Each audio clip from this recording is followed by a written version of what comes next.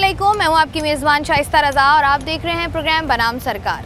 8 सितंबर 1965 वो तारीख़ी दिन जब हमने देखा कि दुश्मन ने अपने नापाक इरादों के साथ पाकिस्तान की सरहदी हदूद की तरफ जो है वो अपनी आंखें मैली की।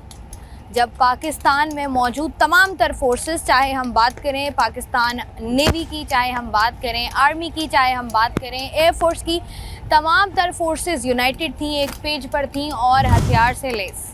अपने से 10 गुना ज़्यादा फ़ौज को रोक कर रखना, उनके नापाक अज़ाइम को नस्तो नाबूद करना, ये किया था पाकिस्तान के जवानों ने।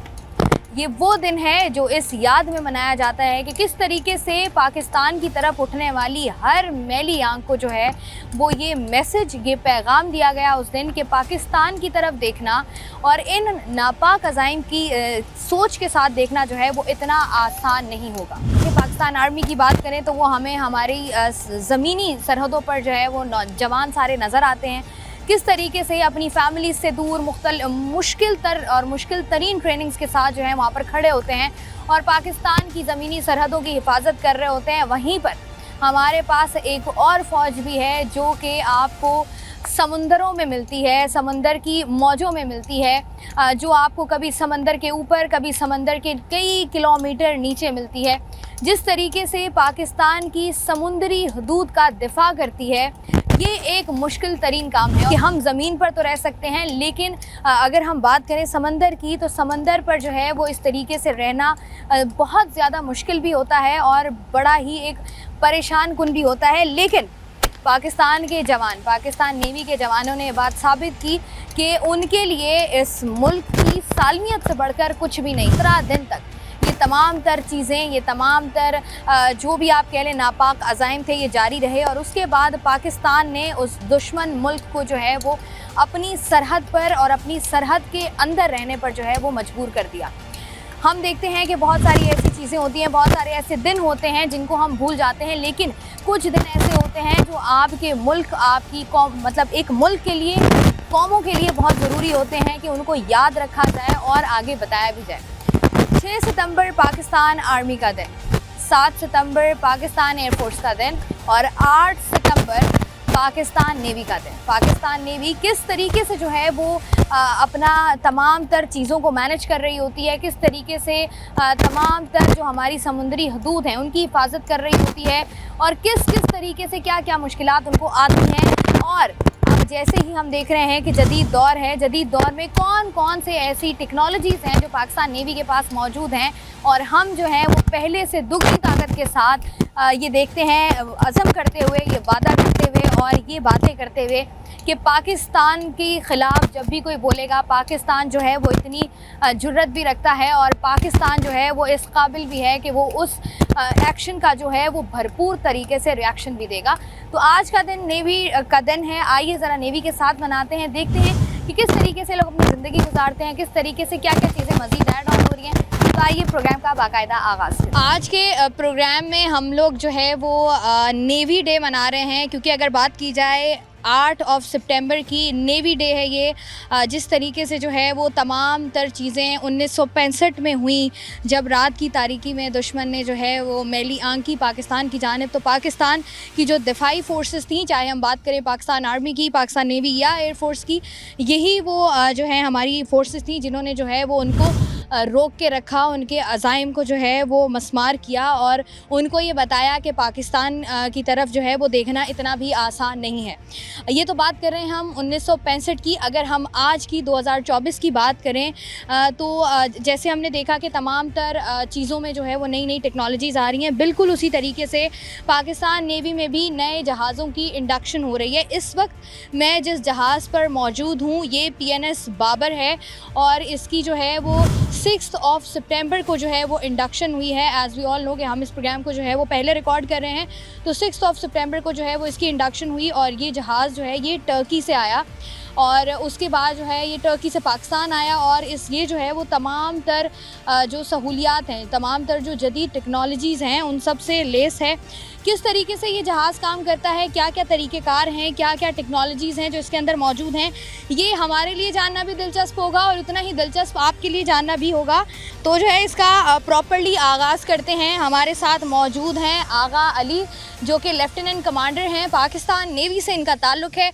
अस्सलाम वालेकुम सर। वालेकुम सलाम। कैसे हैं सर आप? अल्हम्दुलिल्लाह ठीक ठाक है। हम आपको फॉर्मली वेलकम भी करते हैं पीएनएस बाबर शिप पे। मुझे बताइएगा पीएनएस बाबर के हवाले से अगर हम बात करें, ये एक बहुत बड़ा जहाज़ है, किस तरीके से जो है ये मुकाबला करेगा दुश्मन के नापाक अज़ाइम का, जो तमाम तर चीज़ें उसके बारे में एक्सप्लेन करें। अभी जो हम जिस जगह पे मौजूद हैं, इस जगह को फ़्लाइट डेक कहते हैं, जिसको आसान ज़ुबान में हम हेलीकॉप्टर ऑपरेशन डेक भी कहते हैं। यहाँ पे जब भी हम सी में ऑपरेशंस करते हैं तो हेलीकॉप्टर इस जगह पे आके लैंड करता है। इसमें काफ़ी महारत होती है, जो कि क्रू भी होता है और साथ साथ ग्राउंड क्रू और जो ऊपर हेलीकॉप्टर का पायलट होता है उसकी दोनों की बहुत महारत होती है, किस तरह सेफली और स्मूथली इस ऑपरेशन को कंप्लीट करें। इसमें क्योंकि दो चीज़ें बहुत इंपॉर्टेंट होती हैं, एक तो ये कि हेलीकॉप्टर भी मूविंग प्लेटफॉर्म है और ये खुद शिप इटसेल्फ भी एक स्पीड से मूव कर रहा है, और उस चीज़ में उसको स्मूथली और सेफली लैंड कराना, इसमें बहुत ज़्यादा महारत है। और फिर जैसे ही ये हेलीकॉप्टर लैंड करता है तो हम उसे यहाँ पे सिक्योर करते हैं अपने डे टू डे ऑपरेशंस के लिए। और इसके साथ साथ मैं आपको भी अंदर भी लेके चलूँगा। जब हम अंदर जाएंगे तो मैं आपको जगह दिखाऊंगा कि कहाँ पे हम जब लंबे दुरानिये के लिए समंदर में रहते हैं, कोई ओवरसीज़ डिप्लॉयमेंट पे जाते हैं या कोई लंबे एम्बार्केशन पीरियड के लिए जाते हैं, तो किस तरह से हेलीकॉप्टर को हम लोग इस जगह से अंदर की तरफ शिफ्ट करते हैं और उसको प्रिजर्व करते हैं। अली हमारे साथ मौजूद हैं और जिस तरीके से ये बता रहे हैं कि जिस जहाज़ की हम इस वक्त बात कर रहे हैं और मैं जिस जगह पर मौजूद हूँ, यहाँ पर जो है वो हेलीकॉप्टर जब लैंड करता है, यही बात आगा भी बता रहे थे कि किस तरीके से, क्योंकि जहाज़ भी एक मूविंग पोजीशन में होता है, हेलीकॉप्टर भी ऑल लोग एक मूविंग पोजीशन पर होता है, एक हवाओं के ख़िलाफ़ जा रहा होता है, एक जो है वो पानी के ख़िलाफ़ जा रहा होता है। किस तरीके से जो है वो इन दोनों मूविंग सिचुएशंस में जो है वो जहाज़ को लैंड कराया जाता है, हेलीकॉप्टर को लैंड कराया जाता है, और उसके बाद अंदर जो भी चीज़ें हैं वो भी हम जानेंगे। आगा चलें, अंदर चलते हैं, मज़ीद बताइएगा। इस वक्त जो है वो हम जहाज़ के पहले भी अंदर थे, लेकिन अब ज़रा और अंदर दाखिल हो गए हैं। आगा हमारे साथ ही मौजूद हैं। आगा ज़रा हमें क्विकली बताएंगे कि यहाँ पर क्या क्या चीज़ें होती हैं। आगा अभी हम जिस जगह पे मौजूद हैं ये हेलीकॉप्टर हैंगर कहलाता है, जिस जगह पे जैसा मैंने पहले भी जिक्र किया कि जब हेलीकॉप्टर लैंड होता है कुछ दुरानी के लिए बाहर स्टोर होता है, और फिर उसको हम जब लंबे दुरानी के लिए रहते हैं तो उसको अंदर ले आते हैं। तो फॉर्मली वो इस जगह पे ला के हम इसको सिक्योर करते हैं, जहाँ पे इसको प्रॉपरली प्रिजर्व कर दिया जाता है लॉन्गर ड्यूरेशन के लिए। उसके बाद जो है मुझे बताइएगा आगा के जिस तरीके से आप बता रहे हैं कि इसको लॉन्गर ड्यूरेशन के लिए प्रिजर्व कर दिया जाता है, कितने अरसे तक, कितना टाइम ड्यूरेशन होता है? वैसे अगर हम पीएनएस बाबर की या पहले जो शिप्स की बात करें, कितने टाइम तक ये जो है विदिन सी रहते हैं? हमारे पास जो टाइम ड्यूरेशन है वो डिपेंड करता है टास्किंग के ऊपर भी। हम जब दूसरे ओवरसीज़ डिप्लॉयमेंट पे जाते हैं तो 3-3, 4-4 महीने के लिए भी जाते हैं, और फिर उसके बाद उसमें डिफरेंट गुडविल क्रूज़ होते हैं, दूसरी कंट्रीज़ के विज़िट होते हैं, जिसमें दूसरे ममालिक से ताल्लुकात को बेहतर बनाने के लिए वहाँ पे हम डिप्लोमेटिक मिशंस करते हैं। तो मैक्सिमम जो हमारा पीरियड होता है 6 मंथ्स 4 मंथ्स के ड्यूरेशन का पीरियड होता है। ये जो मकाम है जिसके बारे में हमें आगा बता रहे थे, आगा को ज़रा हमने अपने साथ ही रखा हुआ ताकि क्विकली बता दें हमें वो जल्दी जल्दी। यहाँ से ज़रा मज़ीद आगे बढ़ते हैं, मज़ीद देखते हैं कि और क्या क्या चीज़ें जो हैं वो मौजूद। ये जी इस जहाज़ का एक और हिस्सा है, इसके बारे में भी जो है वो हम आगा से जानेंगे। आगा मुझे ज़रा बताइएगा ये कौन सा एरिया है?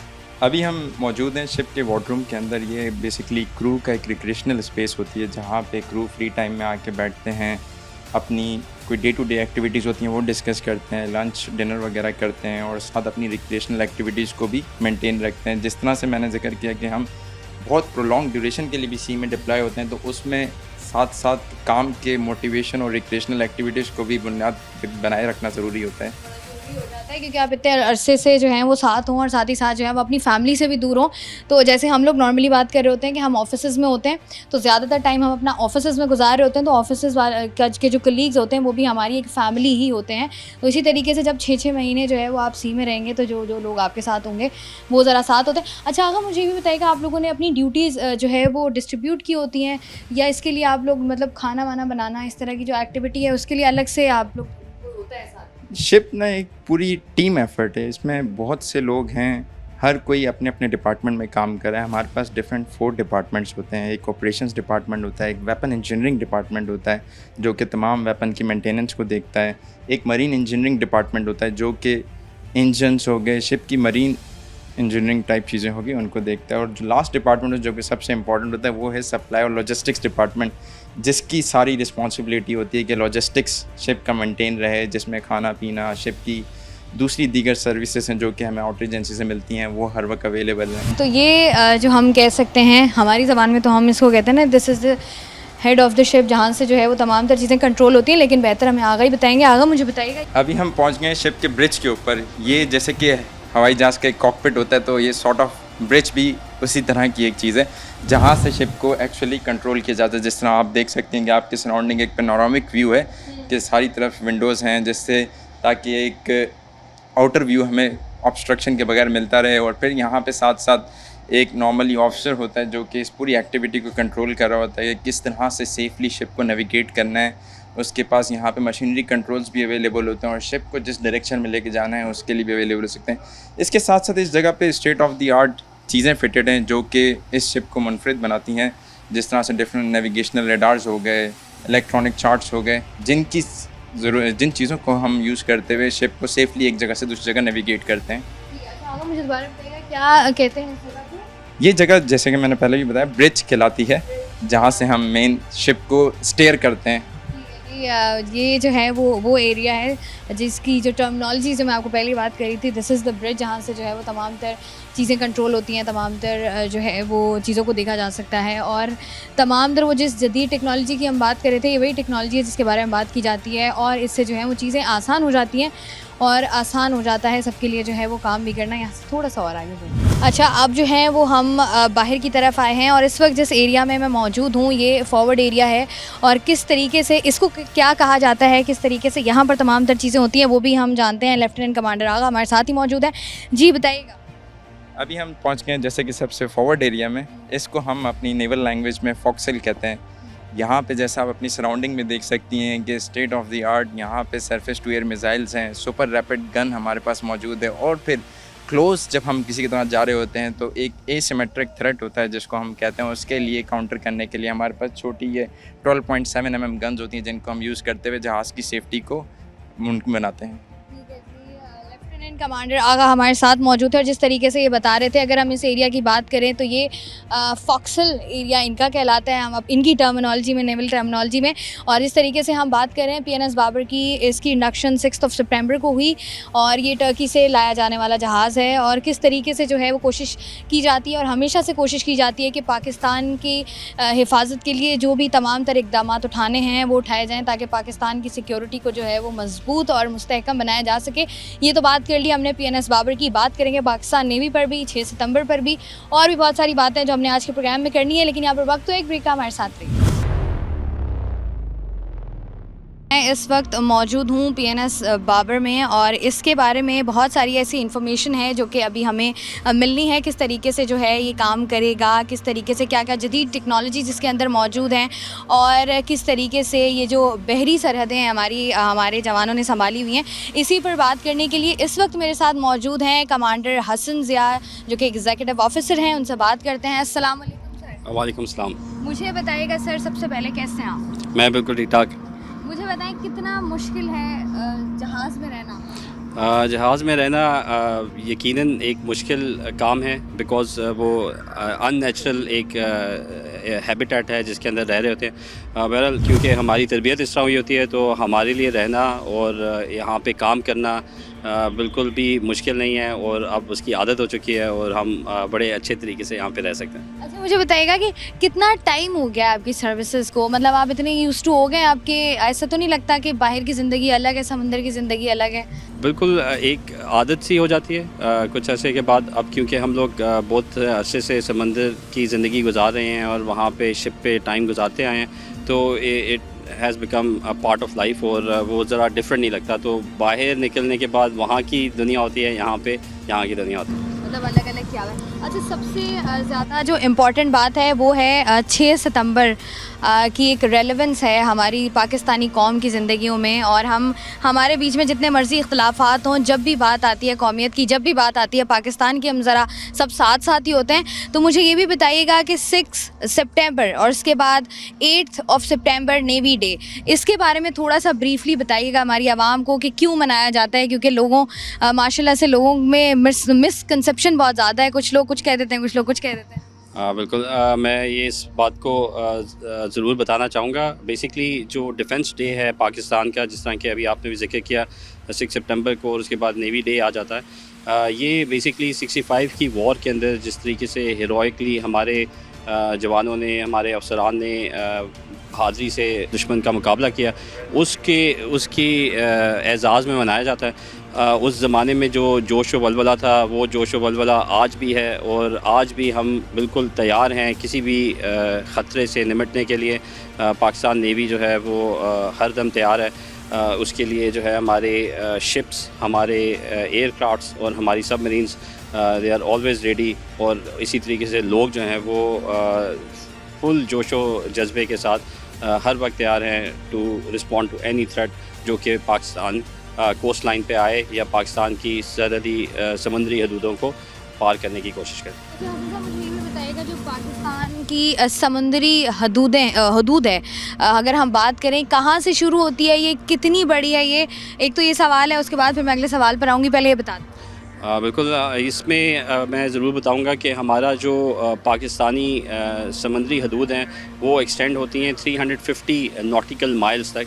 ये एक बहुत बड़ा एरिया है। अगर आप इसको देखें तो ये एक अलहदा सूबा हम इसे समंदर में तस्वर कर सकते हैं। इसके साथ ही साथ लोगों के दिमागों में एक और मिसकंसेप्शन भी है कि जो हमारे नेवी है वो उस तरीके से जो हमारी बाकी फोर्सेस, ज़मीनी फोर्सेस हैं, उनके साथ ज़्यादा मतलब उनका कोई ताल्लुक़ नहीं होता। समंदर पर लोगों की कंसेप्शन है खड़े रहते हैं आराम से जब तक कुछ हो नहीं जाता। ये वाली जो मिसकंसेप्शन है इसको भी ज़रा दूर कीजिएगा कि पाकिस्तान नेवी हो गई, पाकिस्तान आर्मी हो गई, पाकिस्तान एयरफोर्स हो गई, किस तरीके से आप लोग मिलके काम कर रहे होते हैं, और जब तक कोई जंग वंग नहीं हो जाती, कोई मसला नहीं हो जाता हमें, तब तक आप लोग क्या सुकून आराम करते रहते हैं?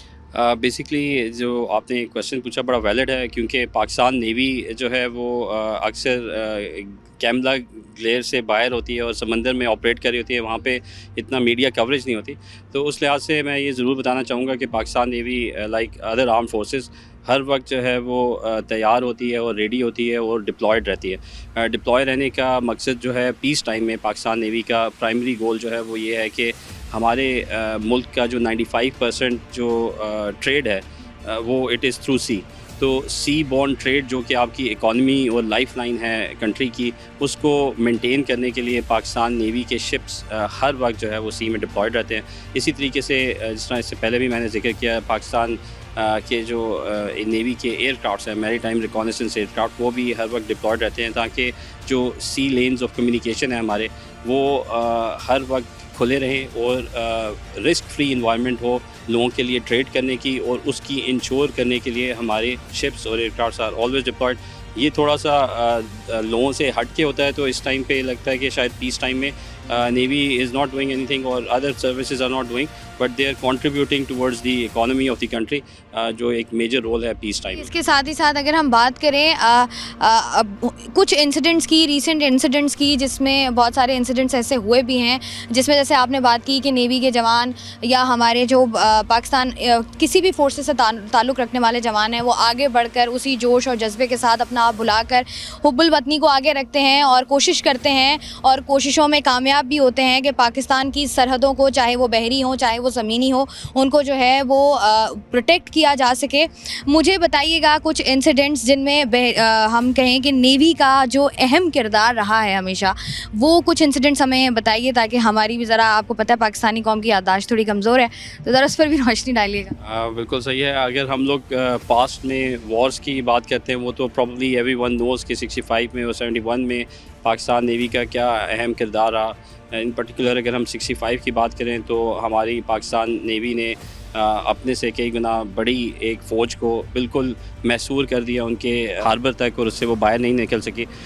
इसके बाद अगर हम फास्ट फॉरवर्ड करें and we see the present situation, तो हमारी नेवी ने अपने आप को इस तरीके से तैयार कर लिया है और इसी तरीके से अपने आप को जिस तरह अभी आप इस शिप पे भी खड़े हैं, लेटेस्ट शिप्स और टेक्नोलॉजी से लेस कर लिया है कि जितने भी एनिमी के कोई फॉरवर्ड डिप्लॉयमेंट के एक्शंस होते हैं उनको फ़ौरन काउंटर करने के लिए डिप्लॉयमेंट स्ट्रेटजीज़ अपनाई हुई हैं कि वो हर दफ़ा निगेट हो जाते हैं। तो एक तो ये कॉन्सेप्ट जो है वो बड़ा इम्पॉर्टेंट है। इसके बाद अगर इसी रेडीनेस की अगर हम बात करें तो उसकी रीसेंट एग्जांपल आपने देखी होगी कि एक इंडियन सबमरीन जो है, जो कि पाकिस्तान की समुद्री हदूद के अंदर दाखिल होने वाली थी, उसको बहुत ही प्रोफेशनलिज्म से आइडेंटिफाई किया और उसको अपने समुद्री हदूद से दूर भगा दिया।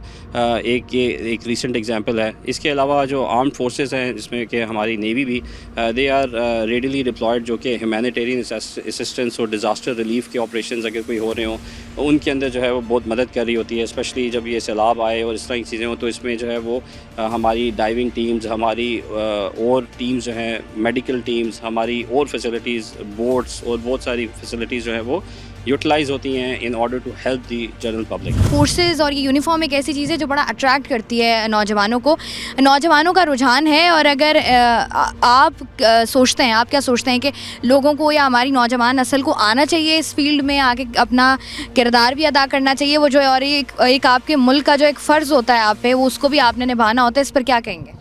बिल्कुल, मेरा पॉइंट ऑफ व्यू यही है कि जो अभी यंग लोग हैं, जितने भी बच्चे बड़े हो रहे हैं और बच्चियां बड़ी हो रही हैं, मैं उनको ज़रूर पैगाम देना चाहूँगा कि पाकिस्तान बहरिया में शमूलियत को ज़रूर कंसिडर करें। It is an excellent force और आपकी जो एक सी की लाइफ है वो बिल्कुल डिफरेंट लाइफ है। It's a very exciting life, और उस को अगर फॉर एग्ज़ाम्पल आप एक्सपीरियंस करते हैं तो आपको एक बहुत बड़ी अपॉर्चुनिटी मिलती है लाइफ में, जो कि बहुत रेयर लोगों को मिलती है। तो चैलेंजेस के साथ साथ it is a very good opportunity, और उस अपॉर्चुनिटी को अवेल करने के लिए मैं ज़रूर समझूंगा कि जितने भी नौजवान हैं, लड़के और लड़कियां, वो इस नेवी को ज़रूर कंसिडर करें अपनी चॉइस ऑफ प्रोफेशन के तौर पे, अगर वो अपने आप को आगे लाना चाहते हैं और चैलेंजिंग लाइफ को समझते हैं। चाहे रिकमेंडेड आता है चाहे नॉट रिकमेंडेड, एक दफ़ा ज़रूर दें आके टेस्ट। अच्छा, मुझे एक चीज़ बड़ी इंपॉर्टेंट वो भी पूछनी है कि आप लोग जब जहाज़ पे होते हैं तो ऐसा होता है कि आप लोग समंदर के अंदर ही रहते रहते पूरी दुनिया घूम लेते हैं, ऐसा भी होता है? मतलब कितना अर्सा आप समंदर के अंदर होते हैं और समंदर में रहते हुए कहाँ कहाँ आप लोग ट्रैवल कर रहे होते हैं?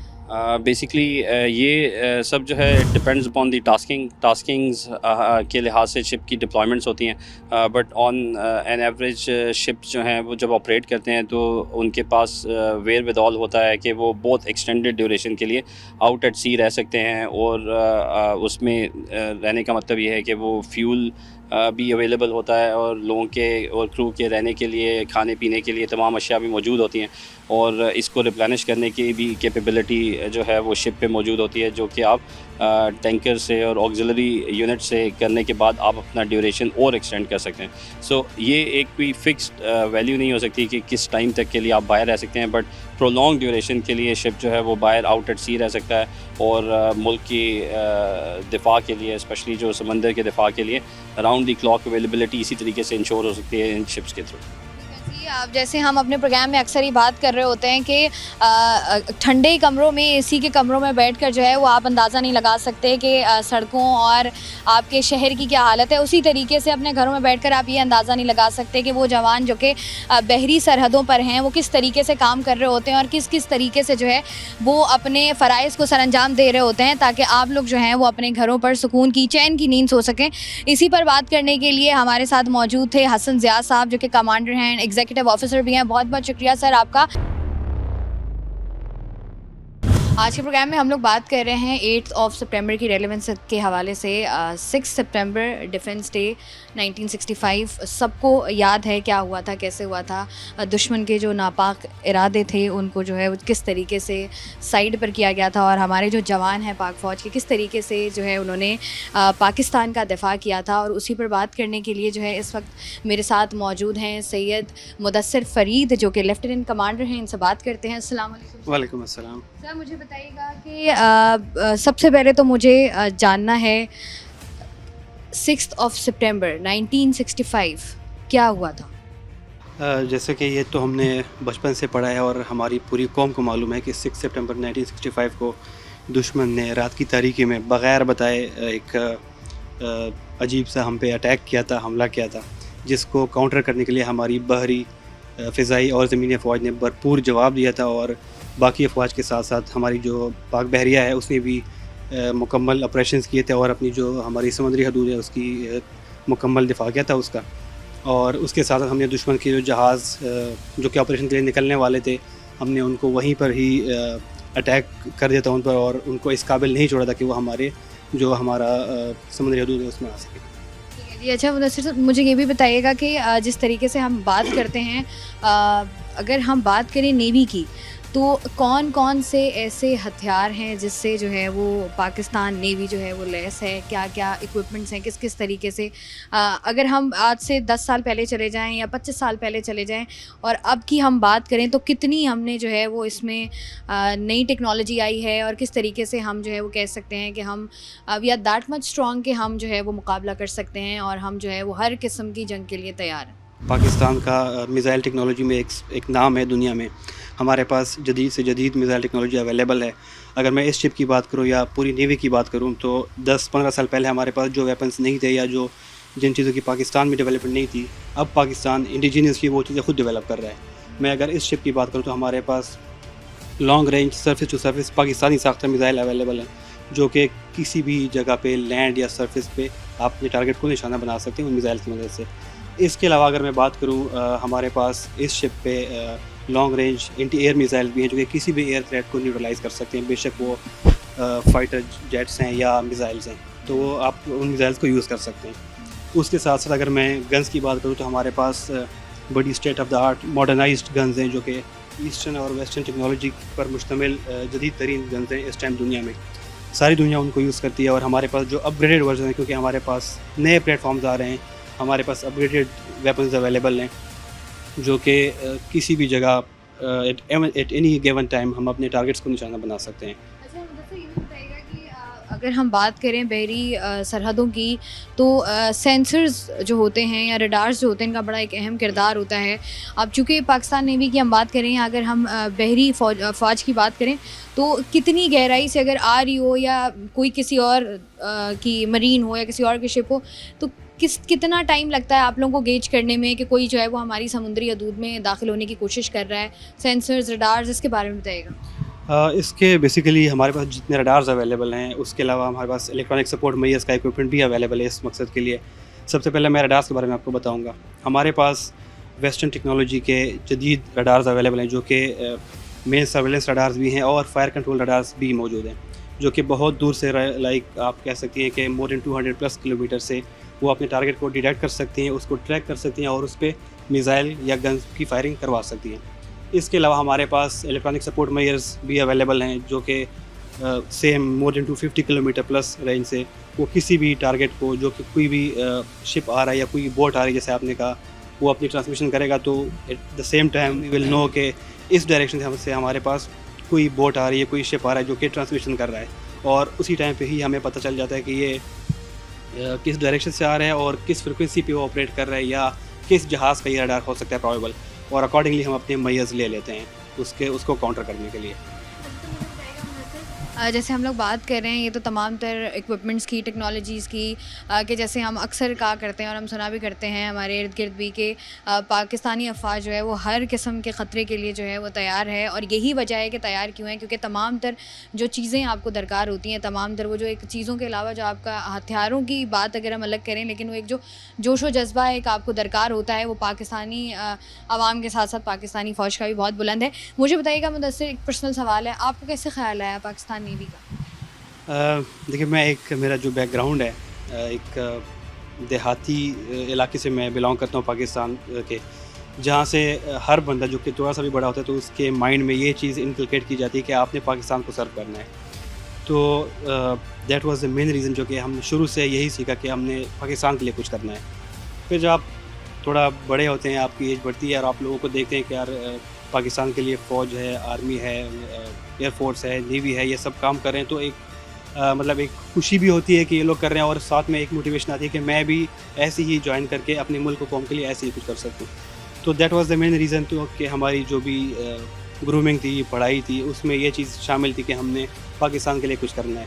और ultimately we end up in Pakistan navy, जो कि वी आर फीलिंग प्राउड कि हम। अगर हम बात करें शिप जब जाता है, जहाज़ जो है वो समंदर में होता है, क्या लाइफ होती है, क्या रूटीन होती है? क्योंकि हमने सुना है बड़ी टफ रूटीन होती है, किस तरीके से आराम का टाइम मिलता है, नहीं मिलता, वो वाली ज़रा लाइफ हमें बताइएगा जो हमें और पाकिस्तानी आवाम को नहीं पता। जी बिल्कुल, मेरे ख़्याल से बहुत सारे लोगों को नहीं पता और उनको पता होना चाहिए कि हम यहाँ पे अगर पाकिस्तान के लिए हम शिप्स पे सर्व करते हैं तो किस किस्म के हालात से हम गुजरते हैं।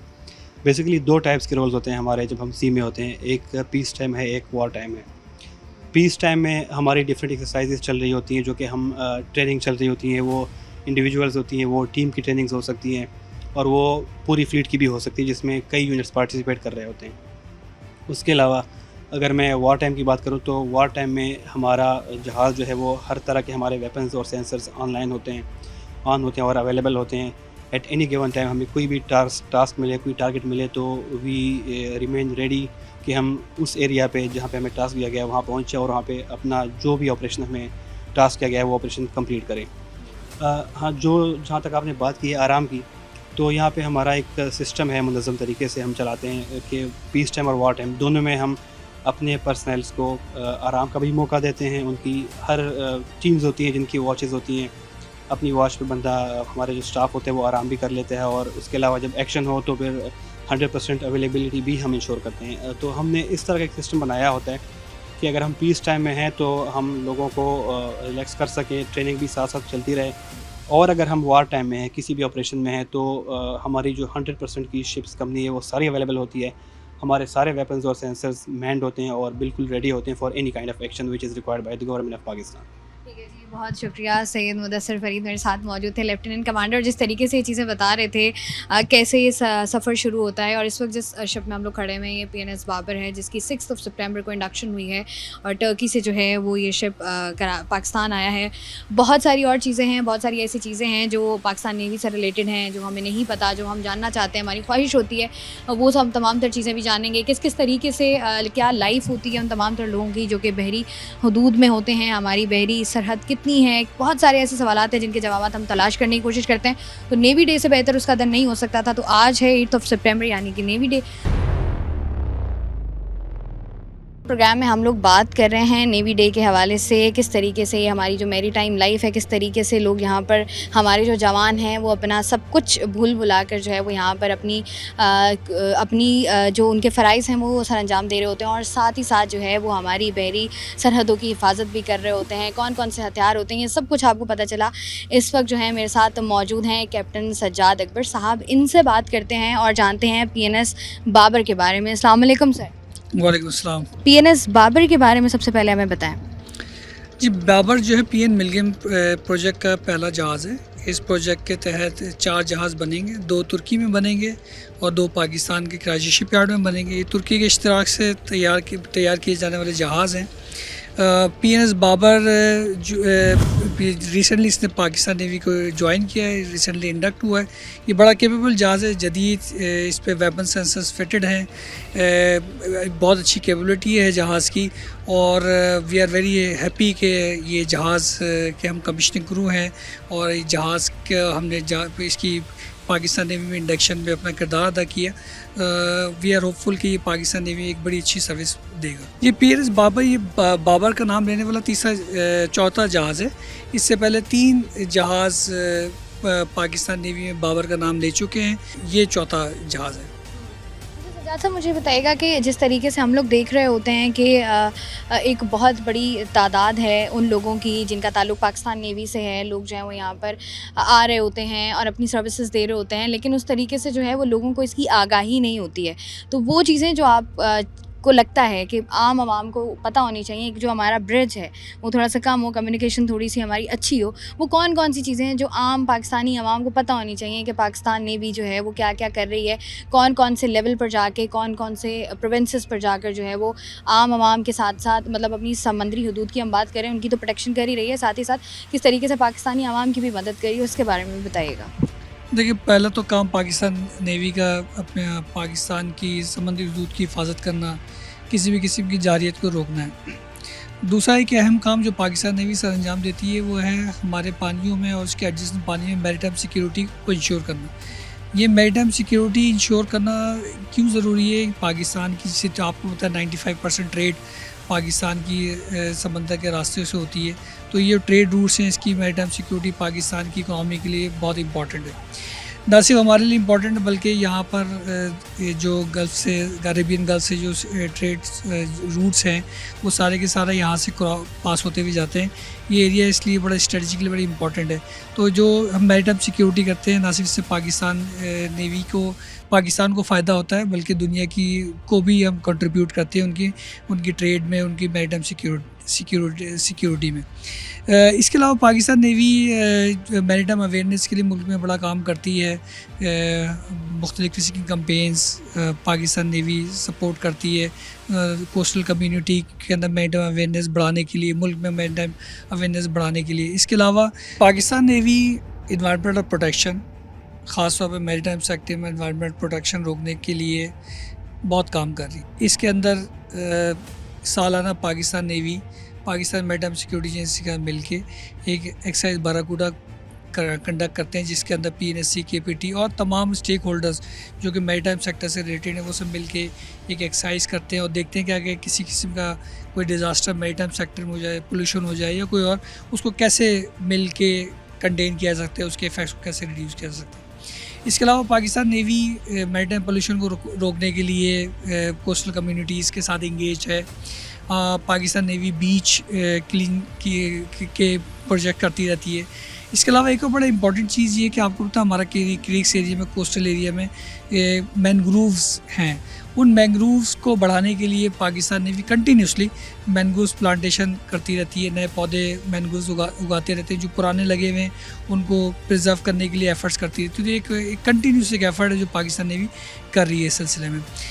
इसके अलावा पाकिस्तान नेवी ये जो कॉलेज स्कूल्स के लेवल तक गई हुई है, वहाँ पर भी मैरीटाइम अवेयरनेस और एंटी पोल्यूशन और एनवायरनमेंट प्रोटेक्शन के लिए अवेयरनेस बढ़ाने के लिए काम करती रहती है। इन्वायरमेंटल डेज़ सेलिब्रेट किए जाते हैं, ओशन डेज़ सेलिब्रेट किए जा सकते हैं। तो ये जो है जो इन्वायरमेंटल प्रोटेक्शन के लिए पाकिस्तान नेवी की ये इकदाम है। इसके अलावा आपको पता है जिस जहाज़ पे आप खड़ी बाबर और इस तरह के जितने नए जहाज़ हैं, इन पे जो इक्विपमेंट नस्ब है वो ऐसा इक्विपमेंट है जो कि लेटेस्ट जो इन्वायरमेंटल प्रोटेक्शन मेजर्स दुनिया में लिए जा चुके हैं। IMO इंटरनेशनल मैरीटाइम ऑर्गेनाइजेशन की तरफ से जो रिकमेंडेड इक्विपमेंट वो इंस्टॉल किए गए। इस जहाज़ के इक्विपमेंट में ख़ास बात ऐसी है कि कोई किसी भी किस्म का ऑयल स्पिल या किसी किस्म का ऐसा डिस्चार्ज जो कि इन्वायरमेंट मैरीटाइम में पोल्यूशन फैला सकता है, उसको रोकने वाला इक्विपमेंट है कि आप गलती से भी यहाँ पर पोल्यूशन नहीं कर सकते। सिस्टम्स ऐसे लगे हुए इस जहाज़ के अंदर।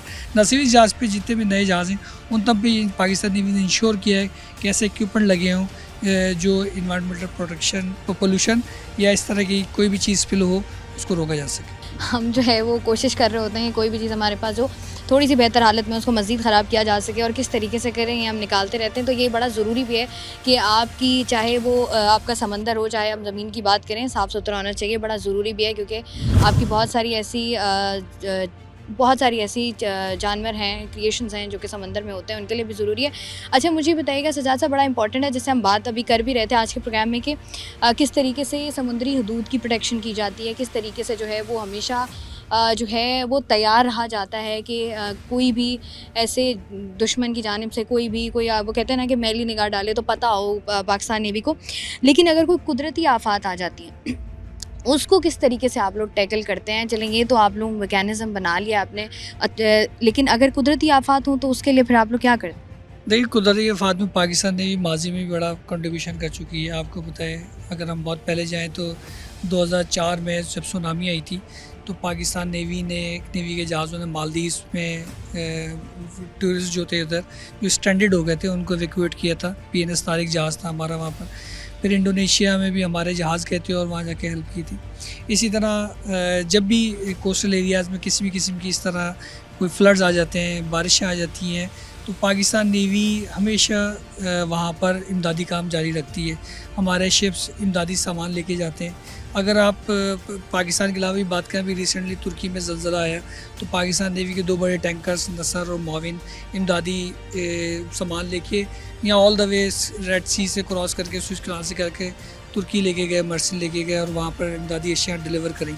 पाकिस्तान के अंदर भी गवादर में या कोस्टल एरियाज़ में जब भी इस तरह किस्म का कोई डिज़ास्टर हो तो पाकिस्तान नेवी ना कि पाकिस्तान की शिप्स बल्कि हेलीकॉप्टर, जहाज़, आपको पता है अलॉन्ग द कोस्ट हमारी काफ़ी प्रेजेंस है, हमारे कोस्टल कमांड के एसेट्स हैं, लोग हैं, वो तमाम वहाँ जाके डैम्स में जो नाले होते हैं जहाँ पर पानी ज़्यादा फ्लड हो जाता है, लोग स्ट्रैंडेड हो जाते हैं, वहाँ जाके मदद करते हैं। इसी तरह सिंध के अंदर भी जब भी इस तरह की कोई फ्लड आया है तो आपको पता होगा पाकिस्तान नेवी के डाइवर्स और पाकिस्तान नेवी की इमदादी टीमें दूसरी फोर्सेस के साथ मिल के बड़ा सपोर्ट करती रही हैं और लोगों को जो फंसे हुए लोग होते हैं उनको निकालना और जो स्टैंडर्ड उन तक ग़िज़ा, दवा या इमदादी चीज़ें लेके जाने में हमेशा अपना पार्ट करती रही है।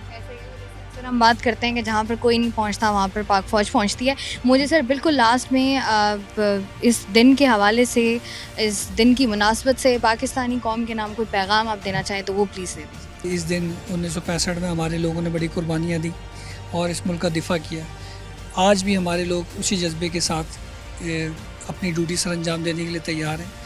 हर मुल्क की तरफ पड़ने वाली हर मैली आँख को जवाब देने के लिए हम तैयार हैं, हरदम तैयार हैं। हमारी नेवी इसी तरह कॉन्फ़िगर्ड है, हमारे एसेट्स इसी तरह तैयार हैं, इसी तरह डिस्पर्स्ड हैं कि कभी भी किसी भी शॉर्ट टाइम में कभी भी हम पे की ज़रूरत पड़ी तो फ़ौरन हम मुल्क के दिफा के लिए तैयार हैं, दुश्मन को करारा जवाब देने के लिए तैयार हैं, उसकी जारियत को रोकने के लिए तैयार हैं और जो भी मिशन टास्क हमें दिया जाएगा इंशाअल्लाह हम उसको पूरा करेंगे। और इसी जज्बे के साथ न सिर्फ PNS बाबर बल्कि पूरी पाकिस्तान नेवी का हर अफसर, हर जवान और इस मुल्क का जिस तरह हर शहरी तैयार है, हम उसके लिए हरदम तैयार हैं।